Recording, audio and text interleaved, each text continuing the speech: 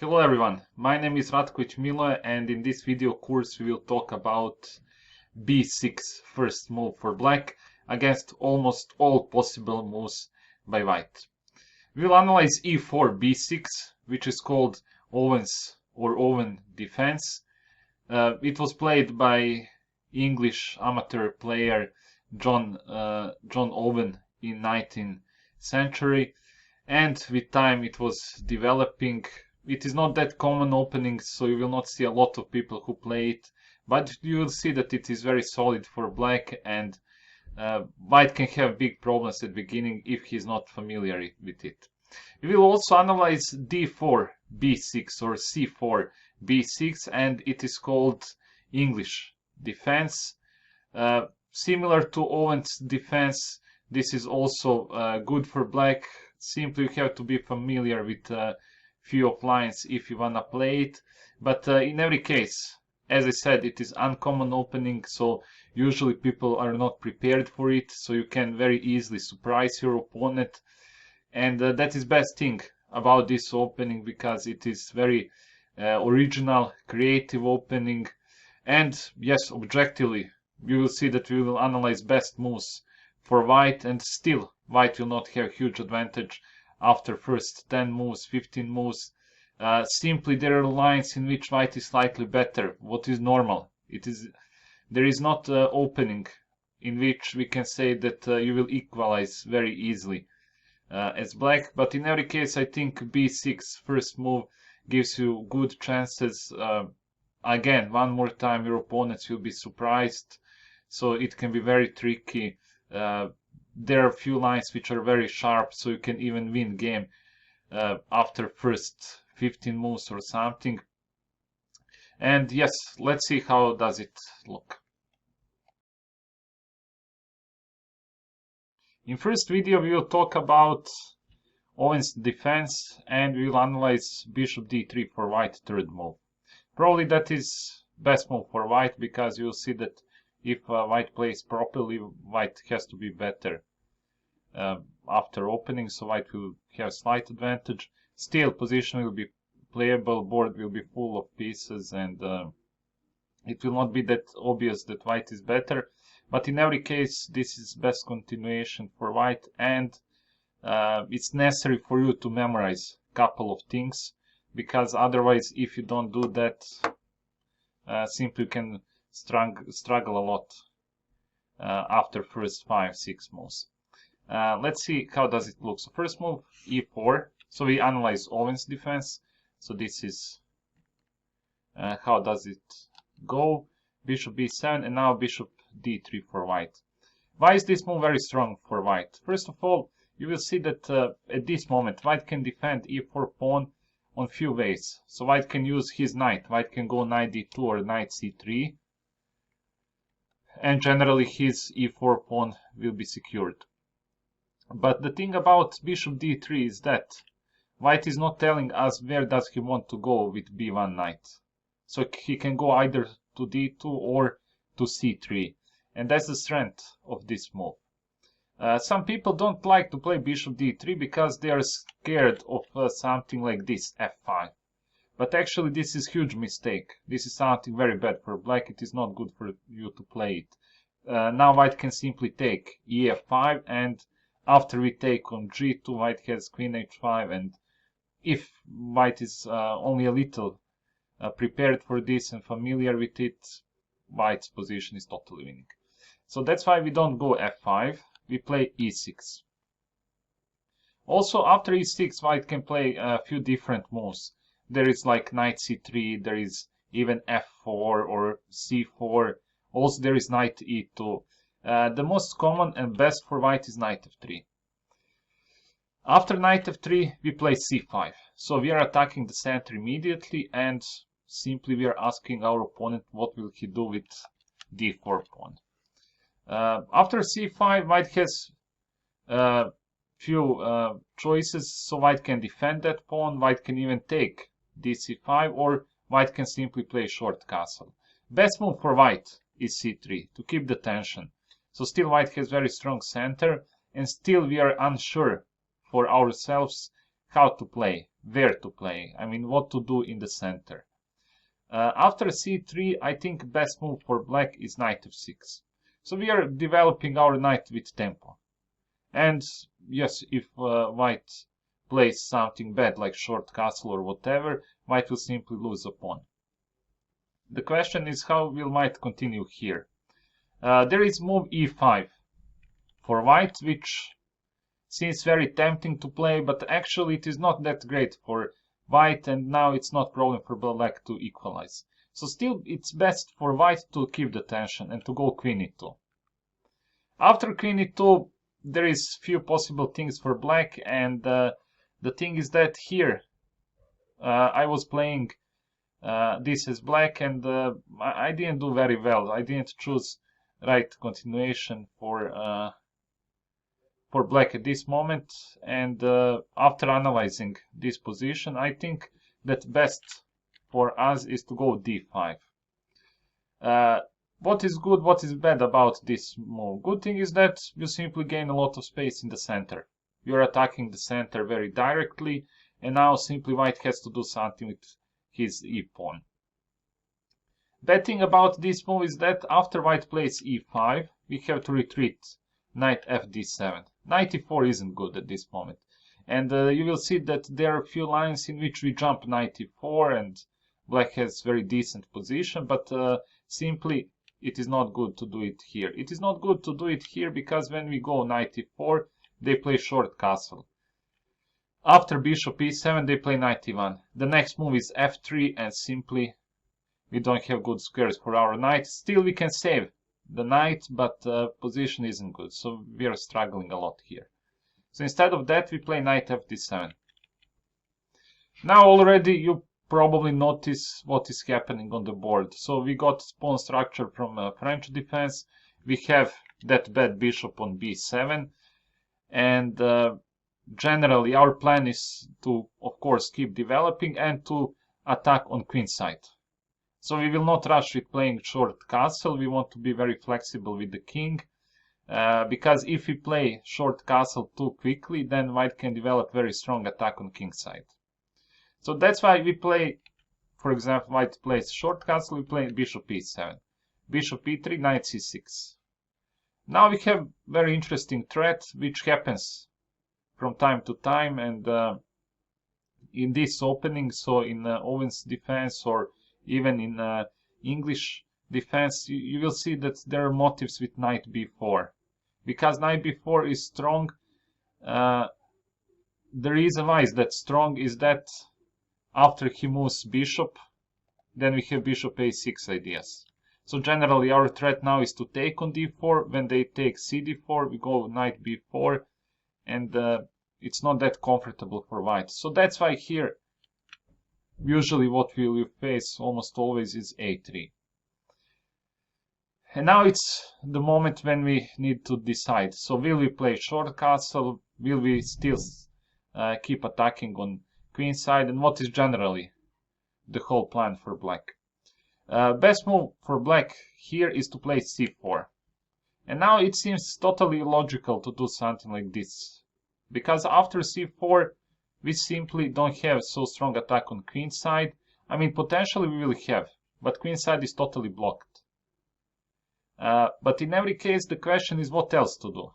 So maybe c4 isn't that tempting, but that is only good for black. And you will see after 5-6 moves or something like that, you will see that black really have attack on queen side, and also black has possibility to totally close up queen side and to play long side castle. So it happens very often in this kind of situations.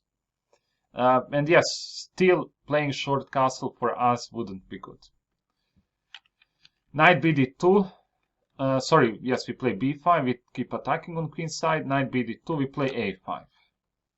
And this position is very interesting. And if you play as white against this opening, I think that it would be very nice to remember the next move.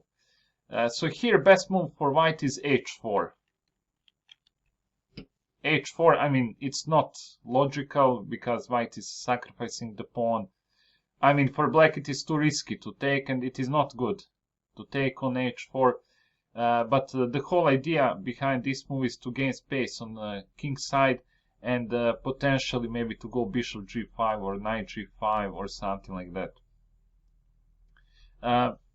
The most common move at this moment for white is knight e1.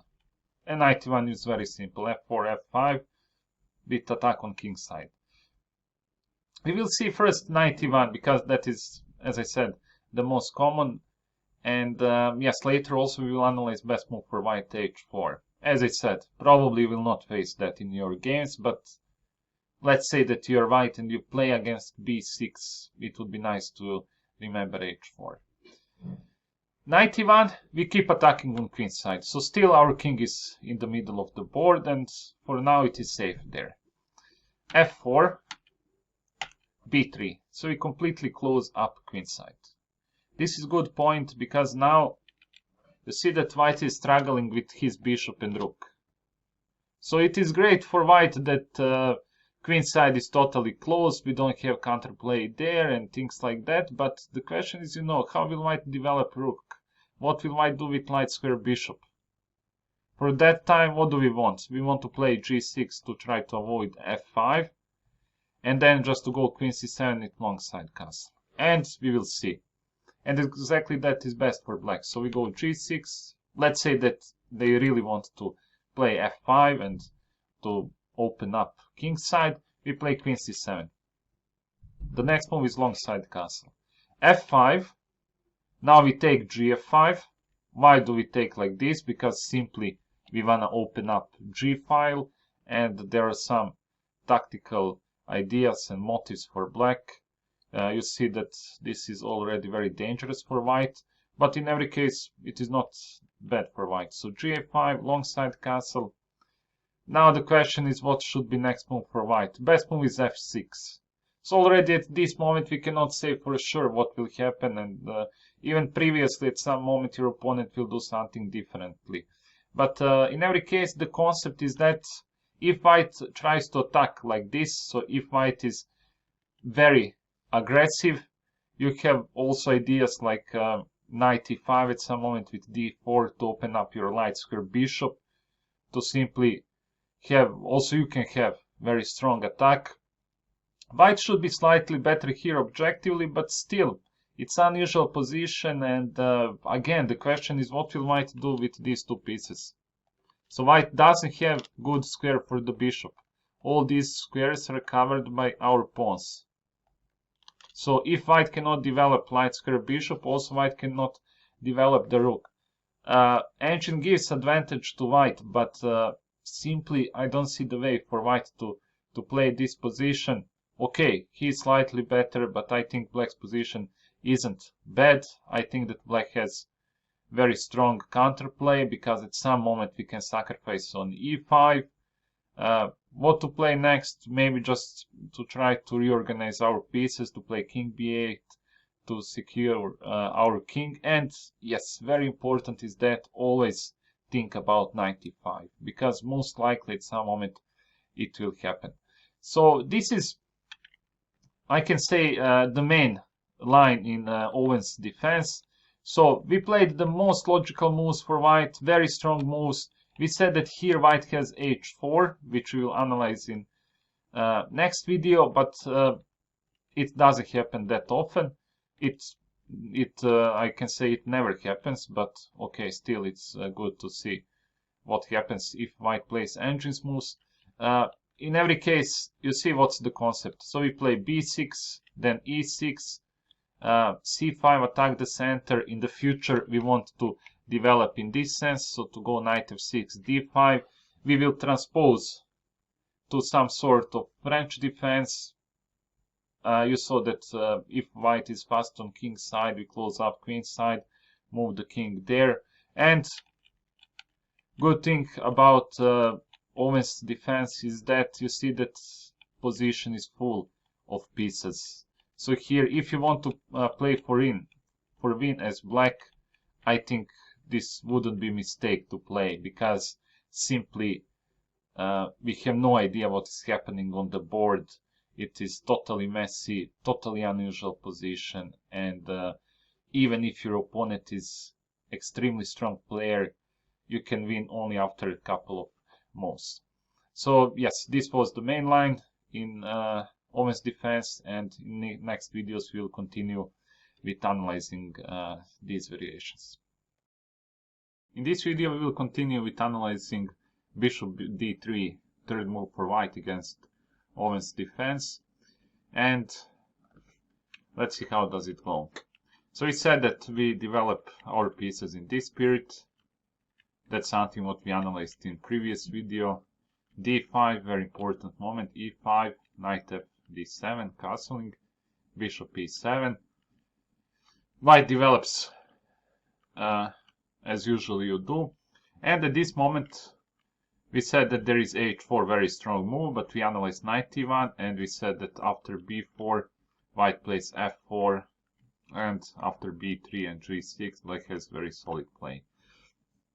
Now we will see what will happen at this moment if white doesn't play f4 immediately. So what will happen if white takes on b4 or if he plays queen g4. Let's start first with a b4. If white does this, black is instantly better, because white should not play on queen side. Best way for white to fight against queen side attack is to wait, to leave pawns on c3 and a3 and to c. So in case he takes, he is doing something on queen side, what is of course great for us. We are better on queen side. a b4, rook a8, queen a8. Now again white has some problems, and already here we can see that b2 and c3 are very weak, and it's very easy for us to attack those pawns. Let's say white takes c before, we take knight b4, white plays something like bishop b1, bishop a6. So now we are threatening c3, and after queen g4 we just play g6. So here black has big advantage, and I think b2 is just the pawn which will be taken. Previously, instead of trading rooks, white can try to keep a5 with his a1 rook, so to try knight f3, but we have b3 now, and now white is forced to move the bishop on one of these two squares. What does it mean? It means that white has to trade rooks now. So rook a8, queen a8, bishop b1. Then again b2 is weak, we go queen a1, win this pawn, and we have again huge advantage. Instead of knight f3, white can say, okay, I will defend my weakness, and let's see what will you do. But after rook b1 we can go b3, and after bishop d1 short castle. In the future this is the way we attack. So again b2 is weakness, and we want to increase pressure to b2. So an idea is rook a2 with bringing the knight to a4. Why can we play a short castle at this moment? We can do it because white doesn't have strong light square bishop, which was on b1 h7 diagonal, and white cannot have that strong attack on king side. So that's only reason why we can play this, and yes, here black should be at least slightly better. So this about a b4. I think a b4 isn't that logical, but it's good just to mention it. Queen g4 is more logical, because now the question is what should be our reaction. So playing short castle is again bad, obviously, because white is simply telling us that he is attacking king side, so going there with the king is of course bad, so we need to play g6.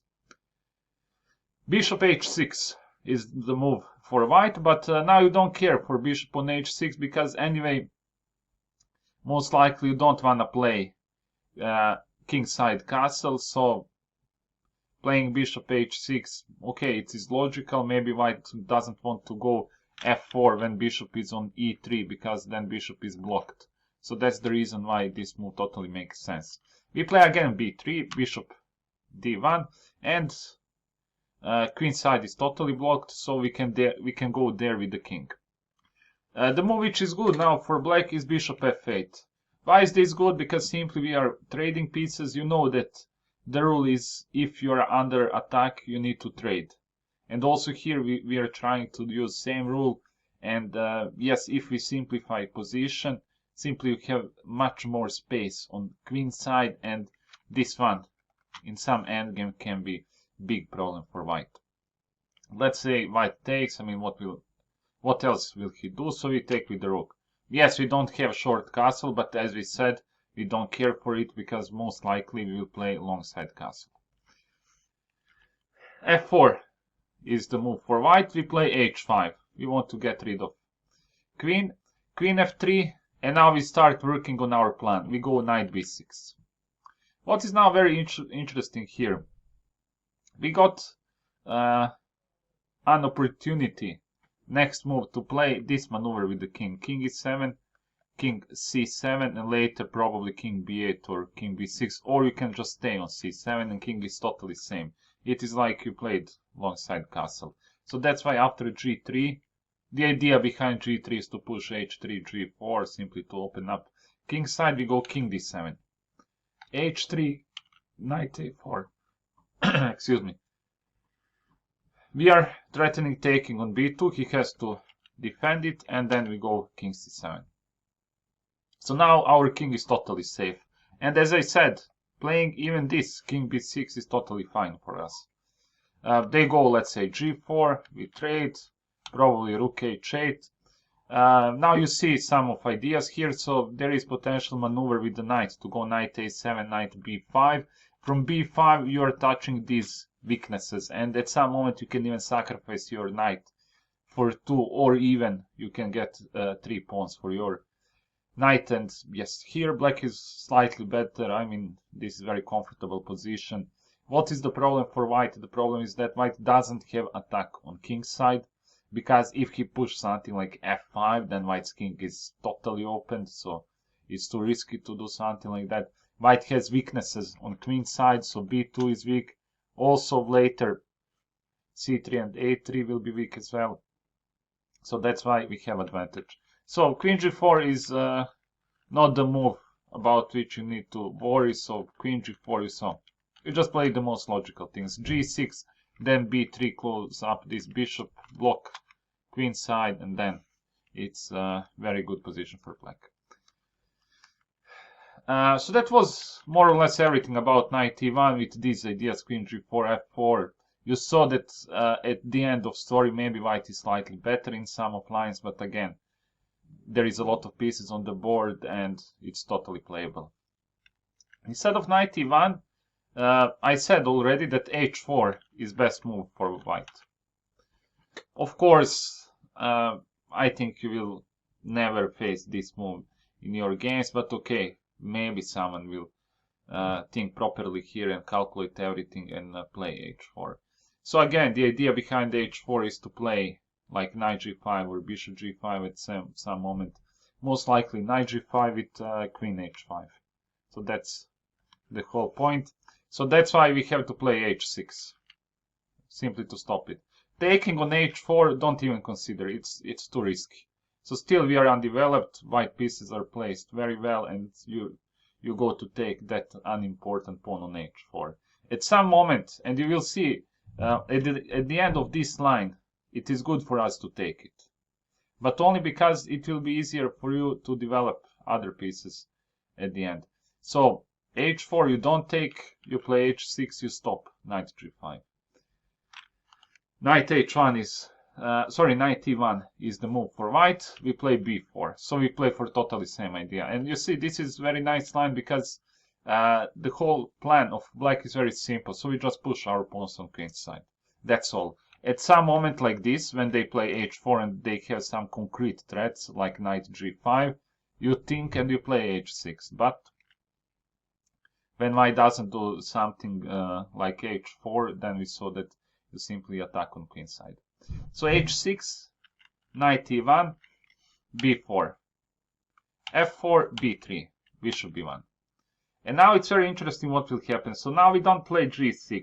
Why don't we play g6? Because in case we go g6, it is not like a main line which we analyzed. And that is good thing about white's position now. So g6 isn't good. There is h5 to put pressure to this one. And then big question is, what should we do with that pawn? So that's why in this version of the main variation with third move bishop d3, playing g6 here is bad. So So yes, that's the difference between main variation and this one with h4. So in the main variation, h4 pawn isn't there, it is on h2, and our pawn is on h7. So that's why here we cannot go g6. Knight b6 is move for us, so we don't pay attention to king's side. Once they play f5, we simply take. And after bishop f5, we play one very strong move, and it would be nice to remember it. It is bishop c8. You can see why is that strong, because first of all, your bishop on b7 is bad. That bishop is totally useless. So we are trading our bad piece for opponent's good piece. Plus, yes, okay, at the same time you are eliminating light square bishop. Let's say they go g4, we take on h4, so I told you at the end of this line we take on h4. They do, for example, knight g2, bishop g5. Now you can see position is more or less clear. You want to play alongside castle probably.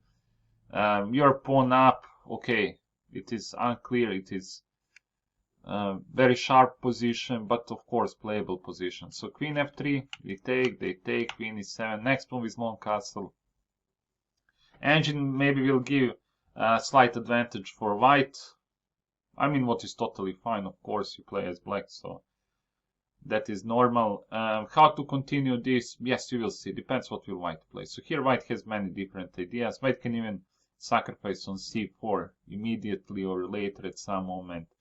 You know, simply it's very difficult to say what will we play, but most likely long castle. And yes, also this position isn't bad for black. So also after h4, which is engine's move, you see that if you play properly, if you remember that you will take in future on f5, and after they take, you will go bishop c8. So you can remember it like this. So we play on queen side. At some moment when they go f5, we trade with bishop c8. That's all. So we analyzed best move for white, h4. Now we will move back. We will see in the past what did we play. So at this moment we said that there is e5 for white, and that is the line which we analyzed in this video and previous one. Let's see now, instead of e5, if white keeps the tension in the center and he goes knight bd2. So knight bd2 we develop. We play bishop e7. What perfectly makes sense. Again, if they go e5, it transposes into the main line which we just analyzed.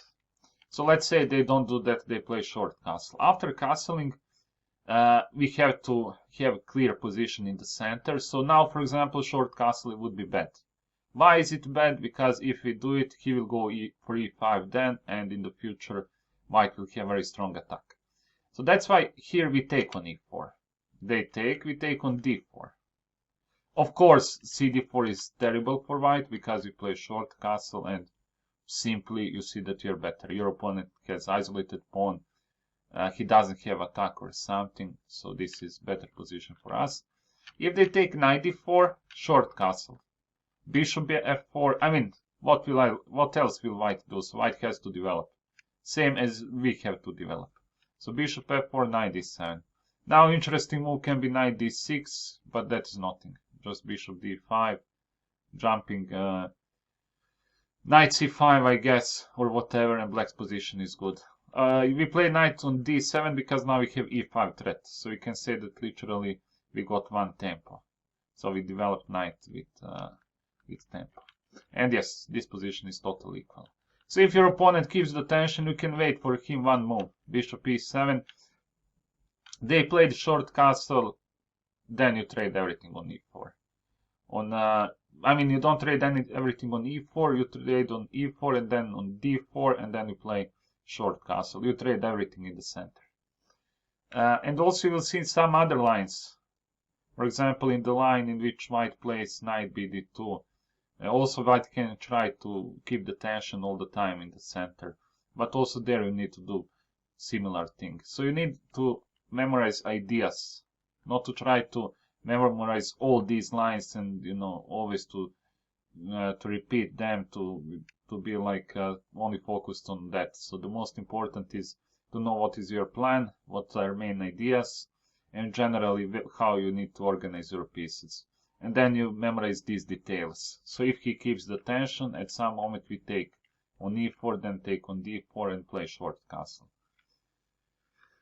Also, if they go e5, we memorize knight d7, and then we play on queen side. So later, first we develop bishop e7, knight c6, and play on queen side.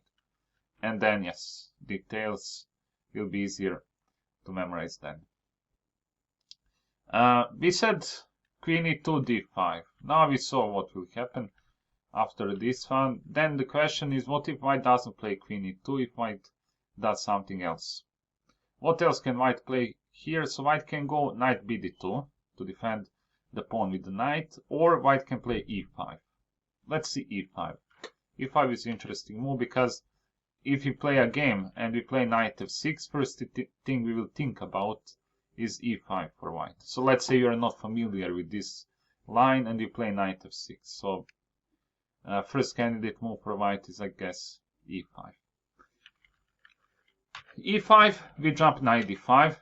Where else to jump? I mean, knight d5 is the most logical. Playing c4 for white isn't good, because in that case we have, for example, knight b4, attacking the bishop.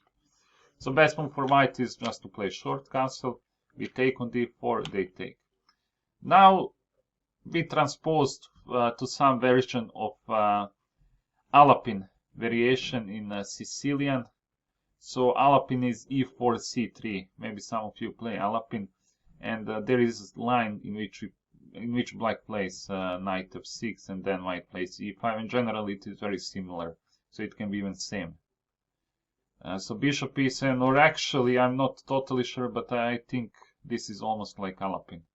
Knight c3, short castle, and this is good for black. I mean, you see black doesn't have any problems, so we just complete development and that's all. Queen e2, for example, we trade, they trade, d6, develop the knight later, and that's all. So let's say they take queen d6, a4, knight c6. So now your opponent has hanging pawns. What do you want? You want to increase pressure to them, maybe knight a5 to open up the bishop, rook fd8, things like that. Trading pieces is good for you. And let's say this is equal position. So you see that e5 is nothing. e5 is the move after which we play knight d5, and literally we just develop our pieces. Knight d2 is more interesting. Knight d2, what's the idea behind this move? So again, white just develops and defend e4 pawn. The difference between knight d2 and queen e2 is that, and you will see what is the difference right now. So first of all, bishop is blocked after knight d2, so white isn't that flexible. So now white cannot play knight c3, so with queen e2 white has knight c3, so that's why queen e2 is better move. And yes, one more thing, probably the most important, queen e2 is better because after knight bd2 we can take. When they take, we play bishop a6, immediately trading light square bishops, and it will make things much easier for us. Bishop a6, knight a6, castling, for example, bishop e7. Let's say they play queen e2. I mean, what else to play? Then we just retreat knight c7. Now white can play different moves. White can play, for example, rook d1 with the idea knight f1, knight g3. So again, playing something like e5, I think obviously it's very bad for white because we can jump knight d5. We have like the outpost for the knight there. So white plays short castle. Black plays short castle, knight f1.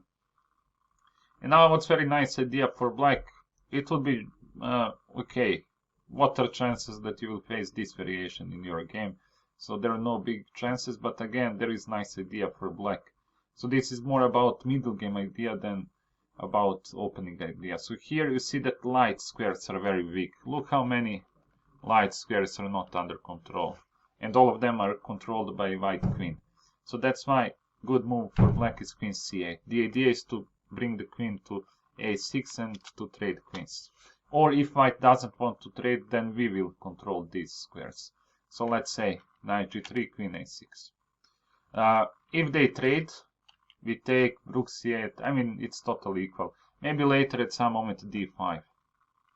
And black's position is good here. I would always like to play as black this position, not as white. But better for white is to avoid trading, to go rook d3.